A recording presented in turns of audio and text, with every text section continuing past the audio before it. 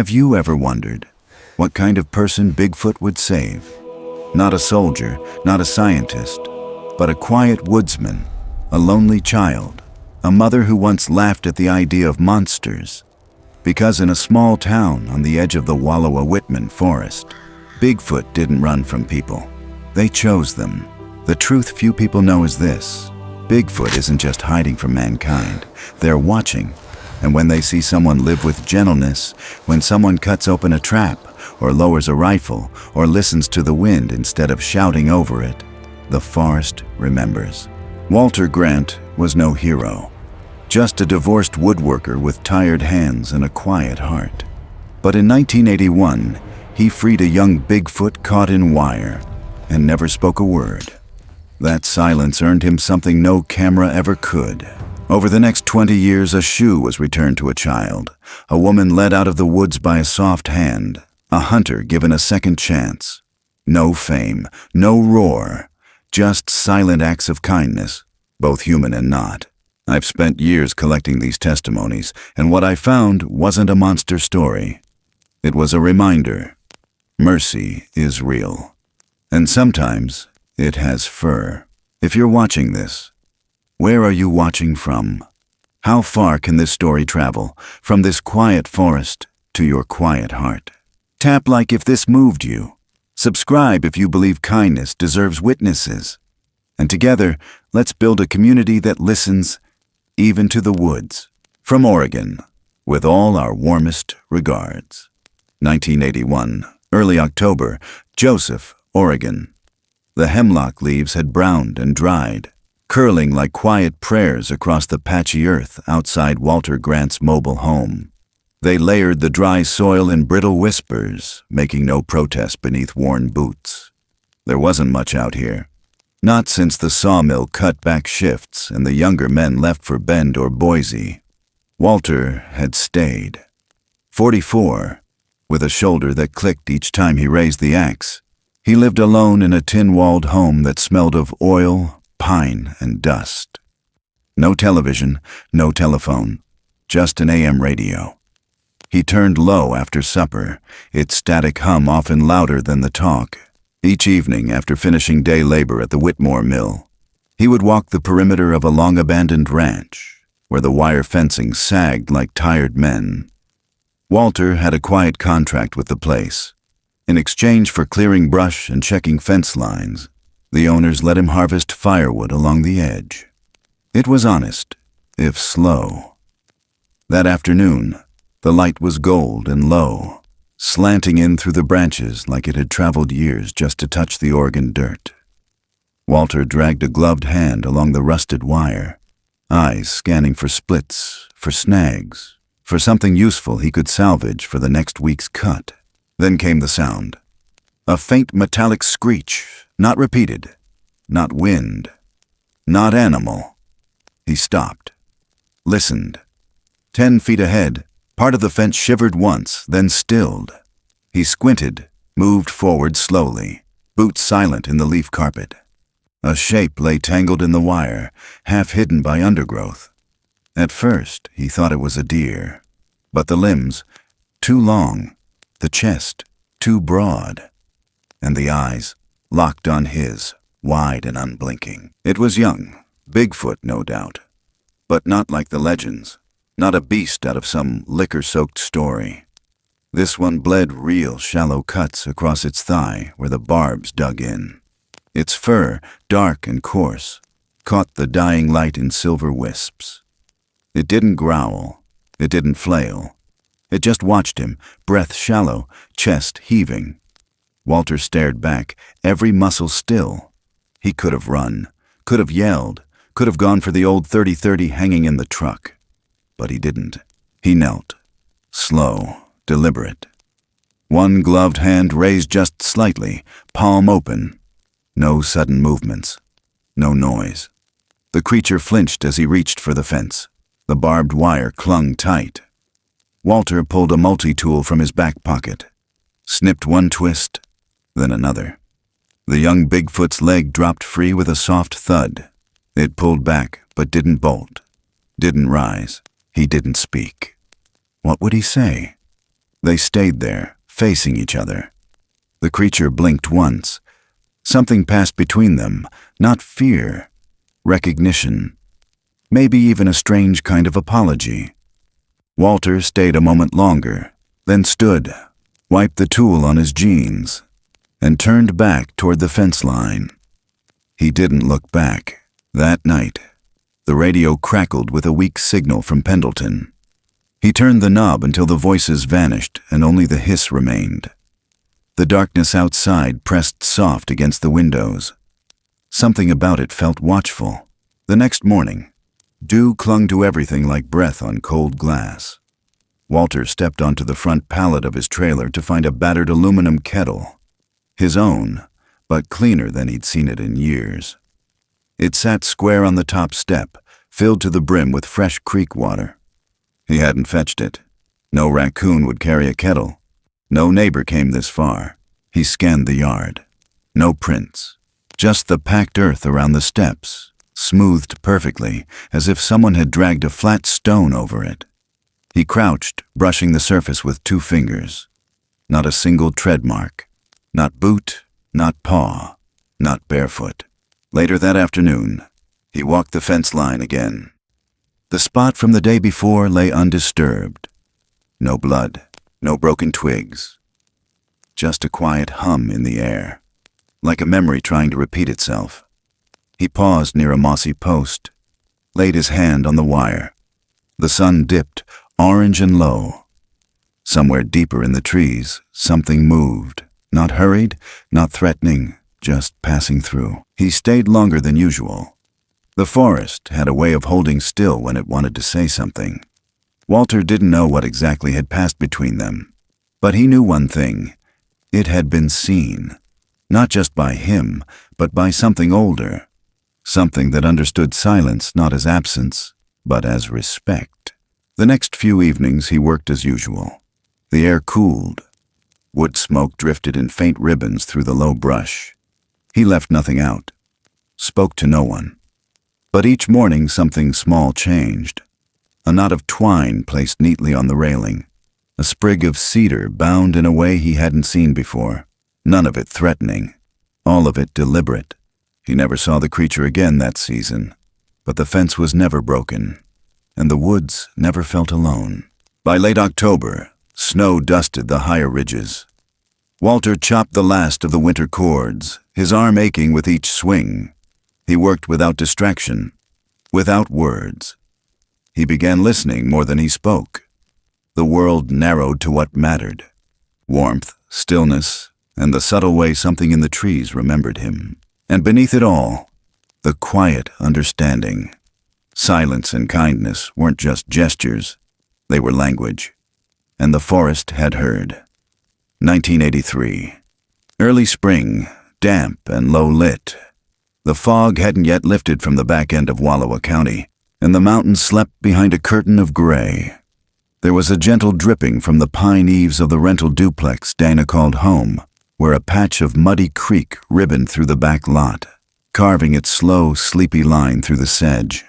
She'd always meant to plant something there, maybe blueberries. But life had a way of pulling her sideways. Single mothers didn't get to plant things. They made eggs, folded laundry, and waited for the rent check to clear. It was early when Mason called out, not in fear, but with the kind of wide-eyed certainty 6-year-olds are gifted with. Dana had been stirring milk into his cereal when she heard the back door creak. Her first instinct was a coyote, maybe a raccoon nosing through the trash bins again. But his voice stopped her cold. "Mom," he brought it back. She stepped out onto the back porch in socked feet, damp wood chilling her toes. Mason was standing near the creek bed, holding a single blue tennis shoe in both hands. The left one. The one they couldn't find last night after he'd tripped in the brush behind the house. He hadn't cried, just limped inside on one foot, shrugging like it didn't matter. Now he was quiet, studying the shoe like it had changed form in the night. "Where'd you get that?" Dana's voice tried to sound casual. It landed just slightly off. Mason didn't answer at first. His gaze drifted behind her, back toward the edge of trees past the wire fence.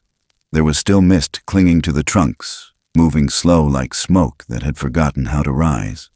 Then he said it, almost too soft to catch. "The big man." He gave it back. Dana froze. Her breath caught halfway in her throat. She took 2 slow steps toward him, crouching to his level, trying to see his face. "What man, Mason?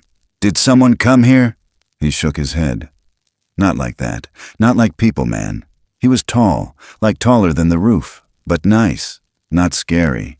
He held it like this. He mimicked a gentle hand out, palms open. A part of her stomach twisted. She tried to keep her voice from rising. "Did he touch you?" "No," Mason said. "He just looked at me, like he knew I dropped it." Dana stood quickly, her eyes scanning the tree line. Her body moved before her brain caught up, grabbing Mason's wrist and pulling him close. Inside, locking the door. Calling to no one, because no one else was there. She pulled the blinds, checked the back latch twice. Her hands moved with the memory of some old training she never had. Her heart thudded louder than the quiet house. The boy didn't resist. He sat back at the table and started spooning cereal as if nothing had happened. Dana didn't go to work that day. The diner could manage without her. They usually did. By mid-morning, the fog began to thin, just enough that she could see down the gravel road. That's when the knock came. Not frantic, not urgent. Just 2 solid taps on the front door. She didn't answer right away. She waited, holding Mason behind her. The second knock didn't come. Then the voice, low and sandpapered. "Don't call the sheriff." She opened the door just enough to see Walter Grant. His face was unreadable, lined like old tree bark. He didn't look at her fully. Just past her, into the home, then down at the porch floor. There was mud on his boots. The smell of pine and steel clung to his jacket. "I didn't say you were gonna," he added. Dinah stared. "What the hell's going on?" He didn't answer, just looked at the boy sitting quietly at the table, spoon clinking in rhythm. Then Walter nodded once, turned, and walked back down the road, his form disappearing into the early haze like it had never quite been real. That night, Dana couldn't sleep. She lay awake long after Mason's breathing settled into the soft rhythms of childhood. The creek outside was louder in the dark, pulling old leaves downstream like small secrets. She stepped onto the back porch in slippers, coat wrapped tight. The mist had risen again. She glanced down. The left shoe sat neatly on the welcome mat again, but she had brought it inside. She picked it up slowly, held it in both hands. A faint smear of something dark crossed the toe. Mud, maybe, or something older. When she turned to go back in, something in the mud caught her eye. A footprint, but only half of one. Not human, not shoe. Broad at the heel, but stopping short at the arch, as if the rest had been deliberately wiped clean. Her breath caught again. She didn't call for help, didn't scream. Just stepped back inside and locked the door quietly behind her. That next morning at the diner, things moved slower than usual. The coffee tasted a little off. The radio buzzed through static. Dana wiped down the same counter twice, her thoughts drifting. Walter came in late, sat at the bar, ordered nothing. She brought him a cup anyway, black, hot. He sipped it once, eyes never leaving the window. "Did you know?" she finally asked, voice low. He didn't turn. "Doesn't matter if I did." "Is it dangerous?" "Not if you're quiet, not if you're kind." Mason ran in moments later, cheeks pink from the cold, eyes wide. "Mom," he whispered too loudly. He left something else. Outside, behind the diner, just past the tree line where no child should have been alone, there were 3 small knocks etched into the bark of an old birch tree. Horizontal, evenly spaced, fresh. Walter stood, left a few crumpled bills on the counter, and walked out. No goodbyes, no explanations. Dana watched him disappear again into the morning fog, this time slower. She wasn't sure if she felt safer or not. That night the sound returned, dull, distant, a rhythmic knocking deep in the woods. Not wind, not branch. Something older, like a memory trying to speak. And Dana, alone in her small rental with her boy asleep in the next room, didn't turn on the radio. She sat by the window, listening. The knock returned. Then another. Always 3. She didn't sleep that night either. But she wasn't afraid. She just listened. In 1987, summer boiled the edges of the forest until the leaves curled and the creek near Hemlock Ridge ran in whispers. Leroy Tilden hadn't spoken to another person in 3 weeks. The old man had built his cabin by hand back in '75, buried it deep enough into the timberland that no one found it unless they meant to, and no one ever meant to. He liked it that way. 67 years old, lean in the way a man gets after enough years of solitude, with a gait that looked part limp, part habit. He didn't hide from the world out of fear. He'd walked away from it, step by step, after realizing nothing he'd built in town could fix the thing he broke a long time ago. Morning started early. Coffee boiled in a steel pot blackened from the fire. Salt pork and eggs if he felt like eating. He'd sit on the stoop with his boots untied, letting the light filter through a dozen layers of pine before it hit his eyes. The wind had a way of curling through the moss like it remembered where it had been. Out here, every sound mattered. The whip of a bird's wing, the crack of a branch under something too heavy to be dear. He listened the way a man listens when he knows the earth still keeps a ledger of sins.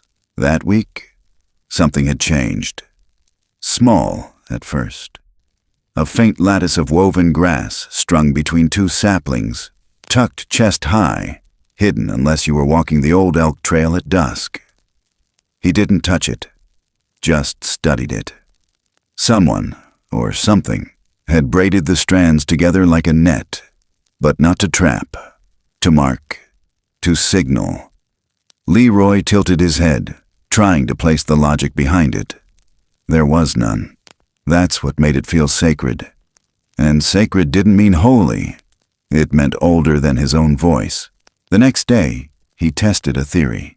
Dragging an old butcher's table out behind the cabin, he laid a fresh piece of venison on it, half a flank, carved clean that morning from a doe he found dead. Ribs collapsed, no sign of scavenger. He didn't add salt, didn't wrap it, just placed it in the open. Then he waited. He didn't wait outside. That wasn't the point. The offering wasn't a challenge. It was a whisper. All that mattered was whether it would be heard. By morning he found it had been touched. Not eaten, not dragged away, but repositioned. The cut sat square in the center of the table now, no longer angled. The blood had been dabbed away, as if cleaned with leaves or damp moss. The bone at the edge he rotated just so. Not art, intention. Message returned. Leroy stared at it for a long time, long enough for the sun to rise through the ridge and cast a stripe of gold across the table's wood grain. Then he sat beside it, not across, like he would at breakfast. Not demanding, present. He thought about speaking aloud, maybe an old prayer, but it felt wrong. He didn't come out here to be forgiven. He came out here because he needed to feel the weight of his own choices. 30 years ago, he'd led a hunt that went too far. Not after deer, not bear. After something they couldn't name, though the younger men called it a prize. They didn't find it, but they left traps in the underbrush and shotgun shells in the creek. One morning he returned and saw prints beside his own. Large, human-shaped, but different. Like something had stood over his sleeping bag and didn't strike. Just watched. He'd left town that winter. Now, decades later, in this clearing surrounded by silent trees, he finally said what he'd never said aloud. "I was wrong," he murmured. "You didn't touch us. We trespassed. I knew it." His voice carried only a few feet, just enough for the trees to remember. That night he walked further than usual. South Ridge. No flashlight. Only moonlight fractured through the canopy. The air was thicker there. He moved with his hands loose by his sides, boots silent over the pine mulch. No animals stirred. The whole forest held its breath. Then he lost the trail. It happened all at once. One step and the world shifted. No path, no markers. Just green on green, endless and soft. He turned around, then again, but each turn only brought more trees. No wind, no stars. He exhaled, calm, sat against the nearest trunk, closed his eyes, and waited.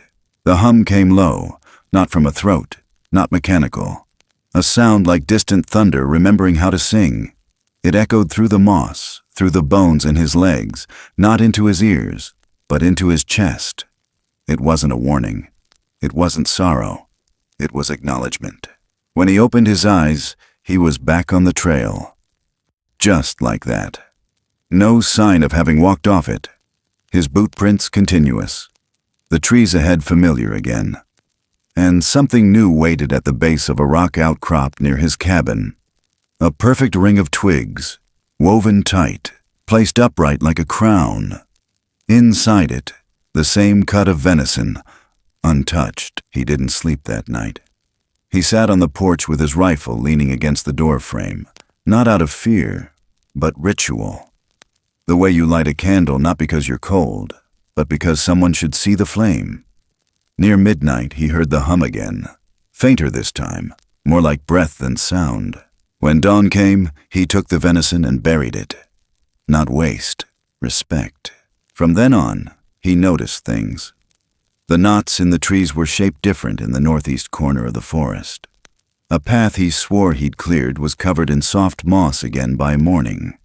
And the birds never sang near the hemlock border. Not out of silence, but deference. He told no one. He had no one to tell. But in late August, when the rains returned, he found a single polished stone placed near his rain barrel. Dark green, veined with a streak of red clay. He picked it up. Warm to the touch. Not a rock from the area. Not from this elevation. He held it a while, then set it on the windowsill above his bed. Leroy didn't speak to the forest again. He didn't need to.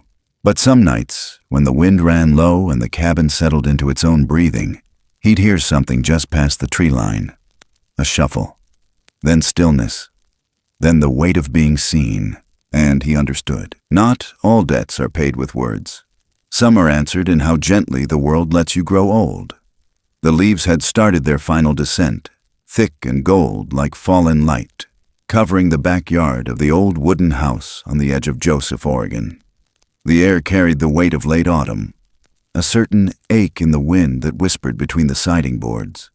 It was quiet, but not dead quiet, just the kind that held its breath, the kind that waited for something to be said and hoped no one would say it. Jenny stood behind the house, not crying in the way most people understood crying. Her face wasn't twisted, her voice wasn't loud. It was the kind of crying that came from somewhere deeper, like a well had cracked just slightly and let the silence leak out. She was 19, but the world had already pressed hard against her. Nothing had turned out like she thought. School had folded, the boy had left, and her mother's last postcard was 6 months old now.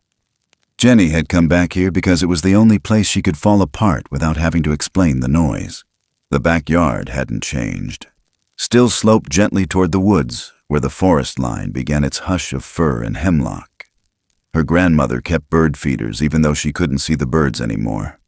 Jenny had pretended to help with breakfast that morning, but left halfway through washing the dishes. She didn't want to talk. Not about jobs, not about plans, not about how it felt to come home and not know who you were anymore.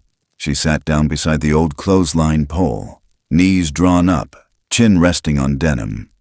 The wind moved around her without touching. Her hands were cold, but she didn't notice. Then something shifted in the corner of her eye. Not movement, stillness, intentional. Her breath caught. A large hand was pressed against the trunk of the cedar tree nearest her. Long fingers spread across the gray bark like it was feeling for a pulse. The hand didn't move. Neither did the figure it belonged to. Almost hidden behind the tree, but not hiding.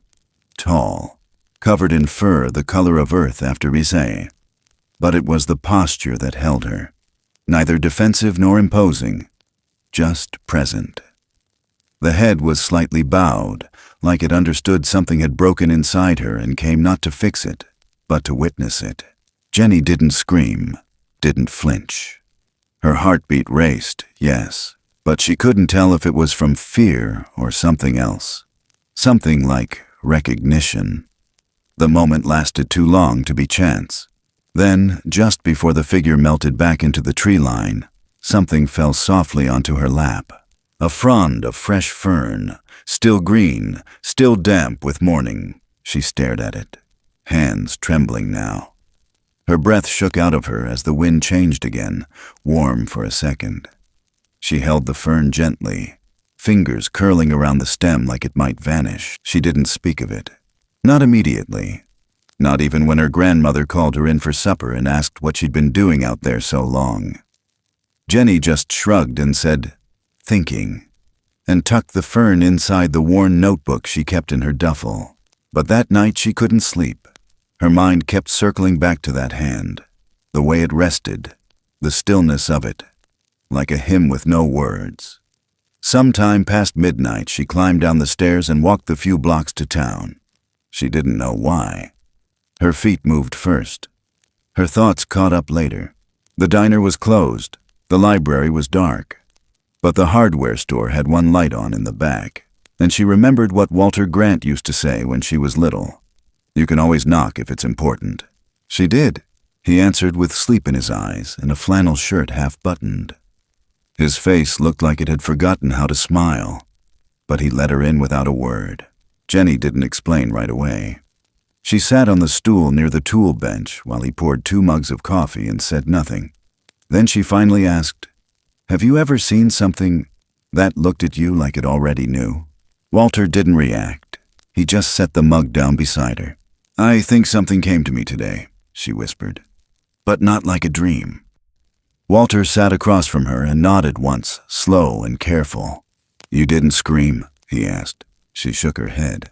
"Then it wasn't a mistake," he said, eyes steady. "You were meant to see it." Jenny didn't know what to say after that. So she just stayed a few more minutes, listening to the old fan hum and the slow tick of the wall clock, then thanked him and walked back in the direction of home. Her grandmother was up early the next morning, sitting in the rocker by the stove like she always did. A thin quilt wrapped around her shoulders. The room smelled like apples and wood smoke. Jenny made them both tea. When the silence stretched too long, her grandmother cleared her throat, voice gravelly with age. "The woods were different when I was your age." Jenny looked up. "They helped people back then," the old woman said, not looking at her. "You couldn't always see them, but sometimes, when it got real bad, they showed up." Jenny said nothing, but her hand went instinctively to the notebook in her pocket. The grandmother took a deep breath. "In '39, I was 10. I got lost out past Hemlock Line. Took a wrong turn by the quarry. Was out there all night, cold, scared. But then I heard humming, like a lullaby, but made of wind. And when I woke up, someone had left me a rope." Jenny leaned forward. "A rope?" The old woman nodded. "A braided cord, simple, made of grass and bark, but tight, like it was meant to hold something together." She stood slowly, joints cracking, and shuffled to the wooden trunk by the hearth. From it, she lifted a small tin box. Inside was the rope, frayed now, faded, but unmistakable. Thick, uneven, woven by hand, or something like a hand. Jenny stared. Her grandmother placed it in her palm. "It's yours now. I figured someday it might come back around." Jenny turned it over. The pattern, uneven, looping, primitive, was identical to something she'd seen in the fern stem veins the day before. Her skin tingled. She didn't ask any more questions. She didn't have to. Outside, the wind moved the branches just slightly, and the yellow leaves fell a little slower than usual, as if something wanted her to notice their shape before they touched the ground. 1994. The fog sat low over Hemlock Line, hanging in the air like breath too tired to rise. The cold wasn't sharp yet, It was the kind that soaked in slow, that made your joints ache before you realized the season had shifted. Sheriff Redding pulled off the county road in a truck that hadn't been washed in months, tires crunching over gravel and frost-bitten leaves. He cut the engine and just sat for a while, fingers resting on the steering wheel, knuckles pale. He hadn't been out here since '89, since the boy went missing. Since the report he'd written with words that felt dishonest even as he typed them. 5 years, 5 winters. And still, the dreams returned.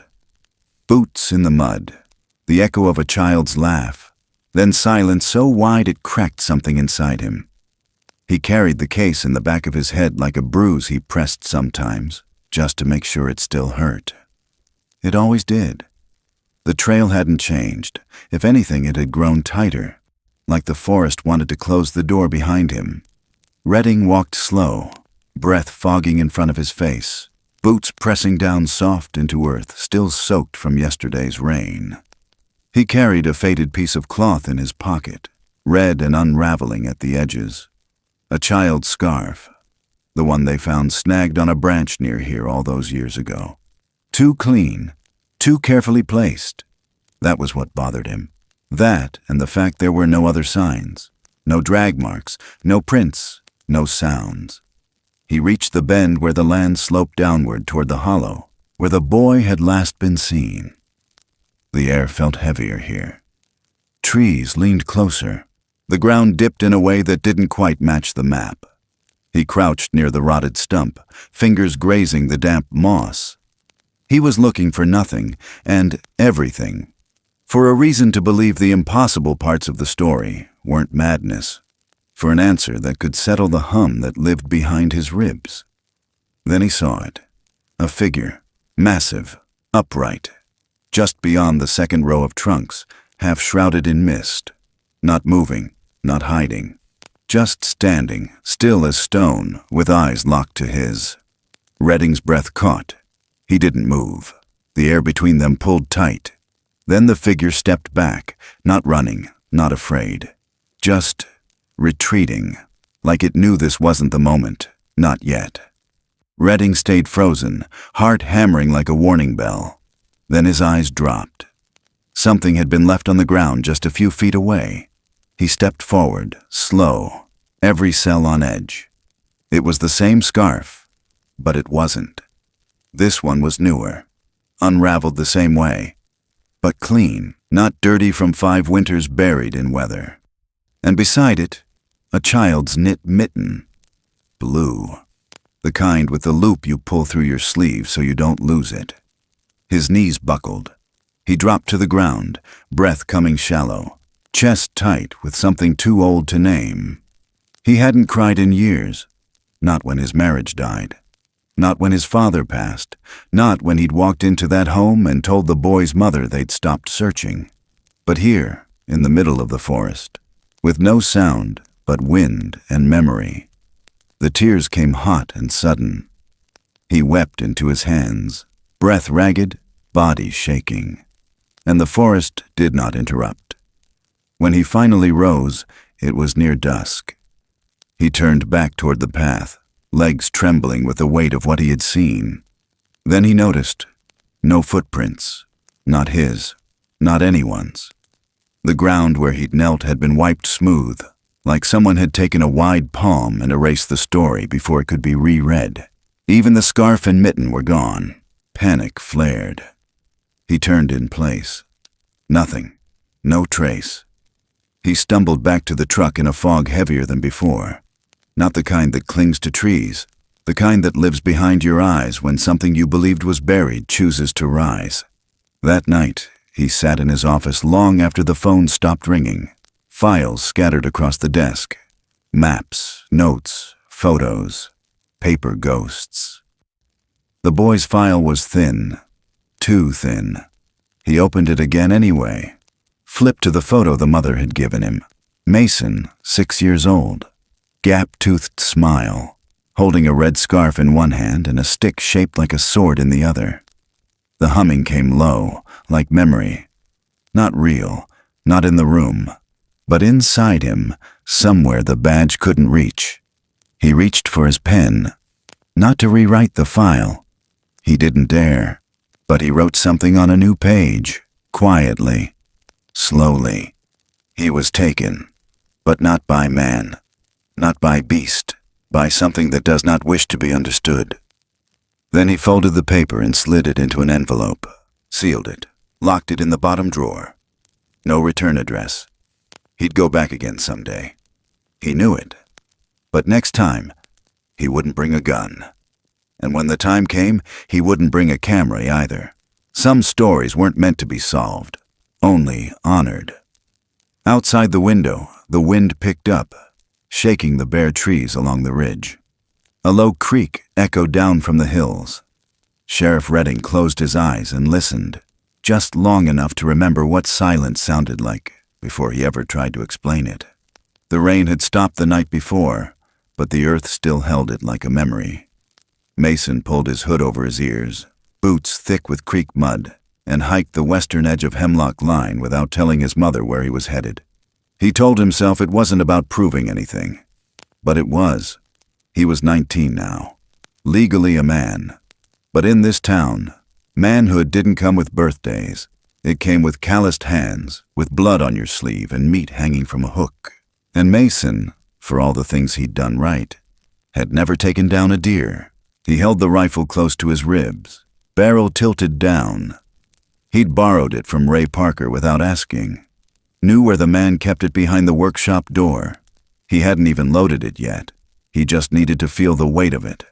Like intention could be forged from steel. The forest smelled like moss and iron. Sunlight flickered through branches and strips, too soft to cut through the fog still curled around the bases of the trees. His breath clouded in front of him, then disappeared into the stillness. Everything around him felt paused. He spotted the doe in the clearing just past the old fence line. She was small, thin from the wet spring. Ears twitched, but she didn't run. Mason raised the rifle slowly, hands shaking more from the pressure inside than the cold outside. He looked through the scope. The reticle hovered just behind the shoulder, and then it moved into his peripheral vision. A large shape, upright, motionless. It wasn't the size that made him freeze. It was the head tilt. Slow, measured, not aggressive, not warning. Just watching. Then came the smallest motion, a side-to-side shake of the head. No, not that way. Mason blinked, lowered the gun a few inches. His heart thudded once in his throat. Then he saw her. Not the upright one, another. To his left, closer, kneeling in a way that didn't seem possible for something that size. A female by the look of her, older, with fur graying at the edges. She was placing something at the base of a tree.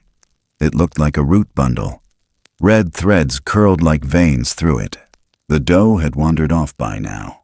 The older one didn't look up, didn't try to speak, just stood slowly, backing away without a sound. The root remained. Not an offering, not a warning. Something in between. Mason lowered the rifle fully.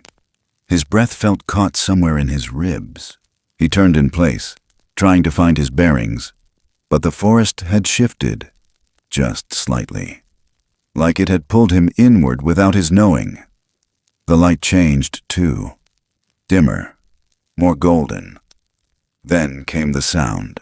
It was low, not a voice, a hum, deep, vibrating through the trunks, through his chest. It didn't speak words. It pressed into the base of his spine and said something older than language. His body responded before he could name the feeling.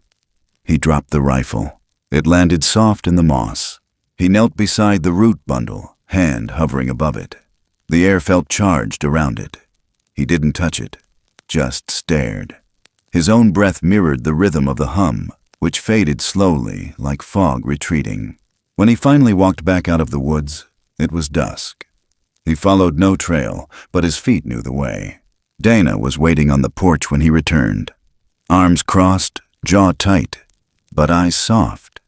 She didn't scold, didn't ask what he was thinking, just opened the screen door and let him inside. Dinner was already cold on the table. Later that night, after the plates were stacked and the lights were off, she knocked on his door. Not loud, just once. He opened it without speaking. "I need to tell you something," she said. He sat on the edge of the bed, still in the same muddy jeans. She stayed standing, couldn't meet his eyes. "I think Walter might be your father." The words didn't land right away. They hung there, slow as smoke. Mason didn't react, just blinked once. "Why now?" "Because I saw what you left at the door." He hadn't left anything. She stepped aside. 2 wooden clips sat side by side on the welcome mat. Carved, hand-whittled. Notched with patterns he didn't recognize. He hadn't placed them there, but he knew what they meant. No traps. Not here. He walked past her, barefoot, into the cold night. Stared at the clips. Picked one up. The wood was warm in his hand. Dana sat on the porch steps, arms wrapped around herself. "You've seen them too," Mason said, not asking. She nodded. "I think they've been watching since I was small," he whispered. "They have," she said. The hum came again, fainter this time, carried on a wind that didn't move the trees. And Mason finally understood that being a man wasn't about the kill. It was about the choice not to. He never hunted again. 2001. The heat came earlier than expected. Summer rolled through Joseph like it forgot to knock, pressing thick against the hillsides and wilting the ferns before the solstice even arrived. Dana, now 50, didn't hear the storm warnings on the radio that morning. She'd left the little cabin behind just after dawn, taking the old trail she used to walk with Mason when he was a boy. She wasn't chasing anything, just trying to clear the ache in her chest that had been building all month. It came and went with the seasons now. Waves of fatigue that had no name. And this morning, her legs gave out before noon. She didn't fall hard. Just slowed down. Sat on a boulder near Hemlock Line with sweat beading on her neck and a pulse that didn't want to settle. She drank the last of her water, then closed her eyes, telling herself she'd rest for just a minute. But the minutes folded over one another, and the forest swam at the edges of her vision. By the time she tried to stand, her knees buckled. Her throat tightened. There was no signal out here. No one coming. She called out once, softly, stupidly, but even she didn't believe it would matter. The silence after was enormous. Then something moved. Branches shifted behind her, not cracking, just parting. A sound too clean for a bear, too fluid for a person. Dana stayed still. She didn't turn. Breath shallow now, heart loud in her ears. And then the scent hit her. Not musky, not animal, earth, sap, and something warm and hard to name, like crushed wildflowers and damp cedar bark. She heard the shift of weight behind her, the pad of bare steps against the moss. Not threatening. Slow. Measured. And then the softest sound, like damp fabric unrolling. Something cool and wet touched the side of her neck. She flinched, but only slightly. The hand, if that's what it was, held a wad of forest pulp. Ground bark and leaves and water pressed into a thick cloth, and now gently placed at the base of her throat. Not forceful, not desperate, just offered. Dana's eyes filled, not from fear, but something else. A wave of recognition, old and deep, curling up from her bones. She turned, barely, catching a glimpse over her shoulder. It was the female. Tall, broad, fur matted from humidity, eyes dark but not blank. They never looked directly at each other. The female kept her gaze off-center, never holding eye contact, as if obeying some unwritten code, as if she knew that full attention could break something fragile. The pulp was tucked gently under Dana's scarf, fingers so large they brushed her collarbone. Then the shape moved back 3 steps and stood still. Dana couldn't speak, even if she wanted to. A few moments passed like that, the forest swaying softly, sweat cooling, breath returning. Then the female made a single sweeping gesture, not toward herself, but toward the edge of the trail, toward somewhere else. And Dana understood. They weren't just helping, they were guiding, She stood slowly, knees trembling but holding. Her body wanted to collapse, but her feet began to move. Each step forward felt like threading a needle she couldn't see. The trees around her shimmered faintly in the heat. Her vision pulsed, but she followed. Not once did she look back. At the end of the ridge, the trees opened, and Walter was there, older now. 64, leaner, paler, sitting on a log, as if he had been waiting his whole life for this exact moment. When he saw her, he didn't stand. He just nodded once. That same quiet nod she remembered from decades earlier, when he'd warned her not to call the sheriff. She dropped to her knees in front of him, legs gone numb from shock and relief, her hands curled into the dirt. The female figure didn't follow them into the clearing. She stayed at the edge of the woods, watching but not intruding. Dana didn't ask how Walter knew she'd be there. She didn't ask why the forest had carried her back to him. There was only one question left now. "Is it true?" she asked, voice breaking. Walter looked at her for a long time, then gave her the smallest smile. "The kind that doesn't lift your face, only your chest." "It's always been true," he said. Dana nodded. She didn't cry. She didn't have to. Something else cracked instead. The distance, the years, the weight of a boy raised in half-truths and silence. Walter reached for her hand. His touch was weathered and still strong. They sat together until the shadows deepened and the air cooled. The birds returned, chirping low and cautious. Then, without a sound, another figure entered the clearing. Taller now, broader, the same eyes from years ago. It was the young one, no longer a child caught in a wire fence, now fully grown. The male stopped 3 feet from them. He raised one hand, palm facing outward. Then he stepped forward and laid it gently on Dana's shoulder, then on Walter's. No words, no sound. And then he stepped back into the trees. The pulse of it stayed in the air long after he was gone. By the time Dana and Walter stood, the night had begun to settle. But something else drew their eyes now. At the far side of the clearing, fresh markings on the trees, painted not by hand, but cut with intention. Fluorescent orange. A line of logging tape fluttered in the breeze, caught on a branch like a wound not yet dressed. Walter walked over, jaw tight. He reached out and tore the tape down, balled it in his fist. "They're marking Hemlock Line," he said. Dana stared at the spot. The forest beyond it looked the same, but it wasn't. Not anymore. "They'll come with saws," she whispered, "unless someone stops them." They didn't speak for a long time, but when they finally walked back down the ridge, side by side, their path was marked by something else. Not tracks, not tape, but pairs of smooth stones placed carefully in the bends of the trail.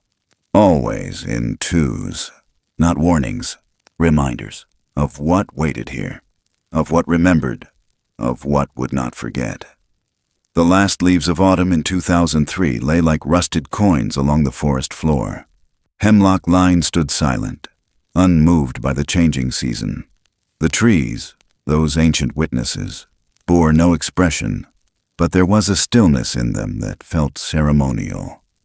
Walter Grant, now 66, sat on the edge of his porch, elbows on his knees, the breath in his chest a little slower than it used to be. The nights had grown colder.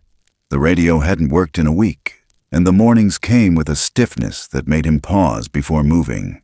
He didn't mind. He had long made peace with quiet endings. That evening the air turned glassy. Not just cold, but clear, in the way a pond freezes when it's still enough to remember the sky. He hadn't planned to walk the ridge, but something in his ribs ached until he stood, wrapped his coat tight, and followed the old path without a flashlight. He walked slow, the kind of slow that says goodbye to each step. Leaves crackled beneath his boots. The wind didn't speak, but then, halfway to the southern bend, he heard it, a cry, thin, far off, but unmistakably pained. He froze, turned his ear toward the sound, waited.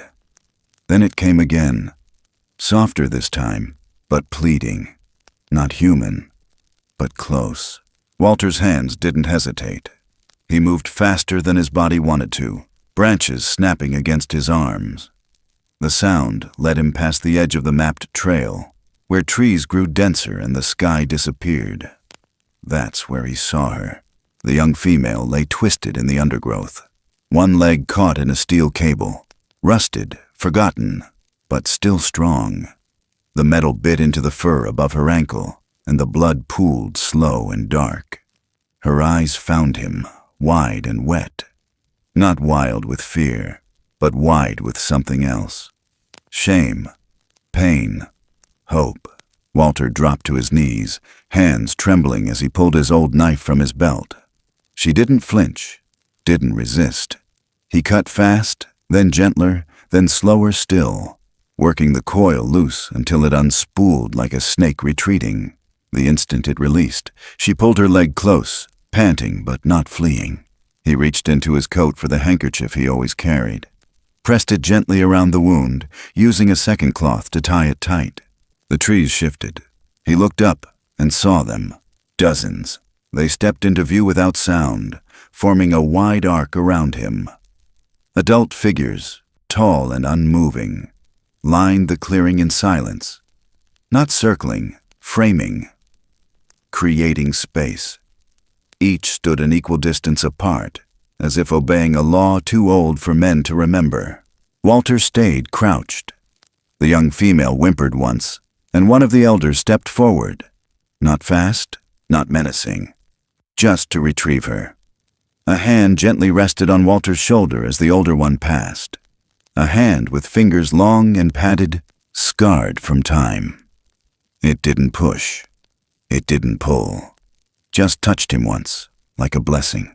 And then they all stepped back, parted slowly, creating an opening toward the trail, toward home. Walter walked through the corridor they made, the soft earth holding no echo. By the time he reached his porch, the moon had fully risen. He sat down, breath unsteady. His hands trembled, not from cold, but from something else, something that couldn't be named.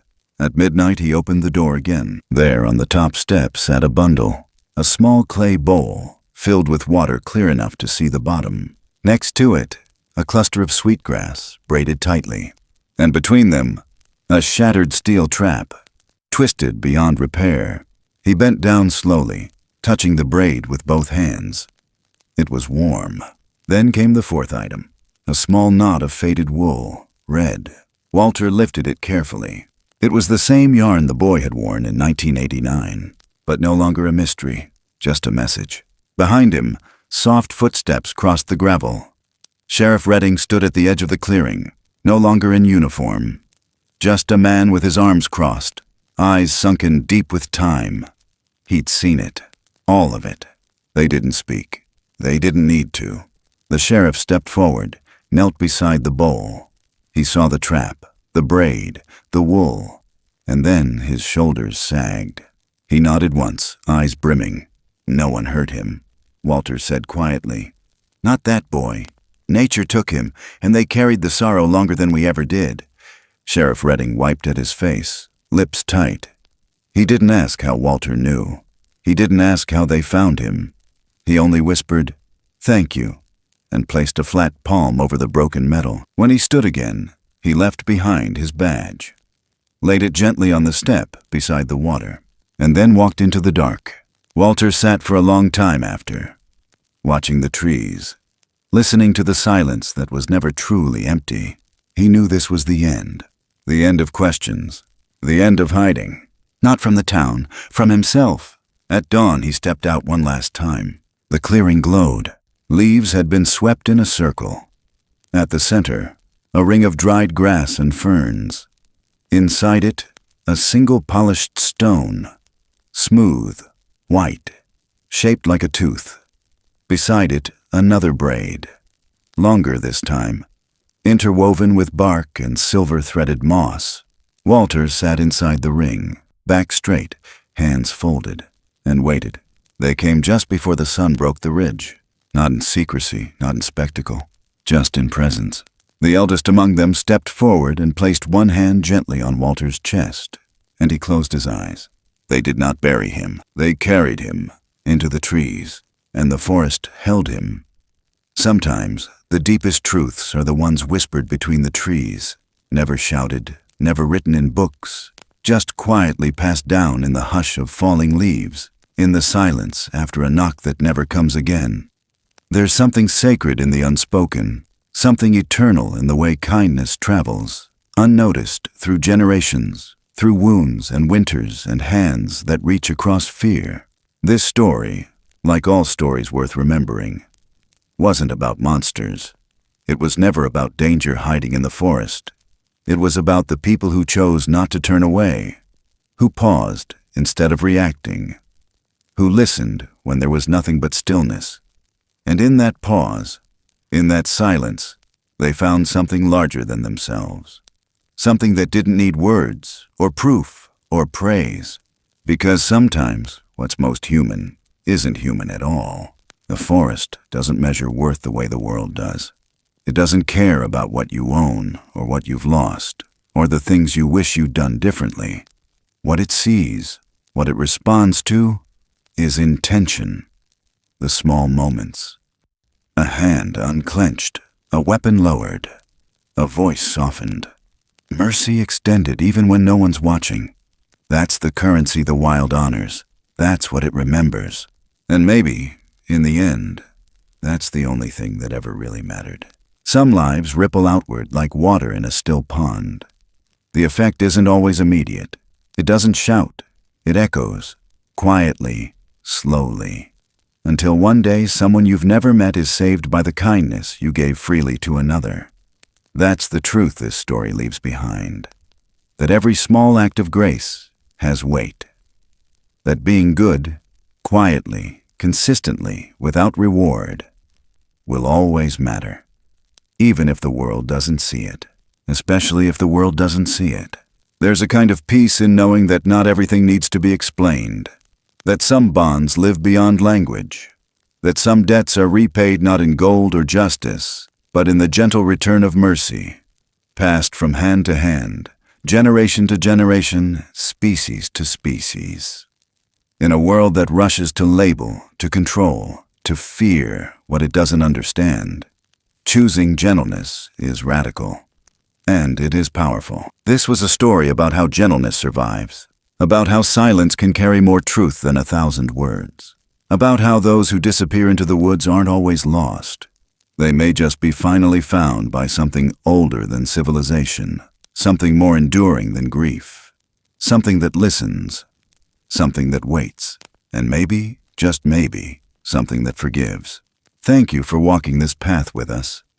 If this story stirred something in you, if it reminded you of someone you miss or someone you still hope to become, we'd love to hear your thoughts in the comments below. Your voice helps others feel less alone. And, if you haven't yet, consider subscribing to the channel and turning on notifications. We're just getting started. And there are still so many stories waiting in the trees. Until then, be kind, be still, and keep listening. The forest remembers, and so do we.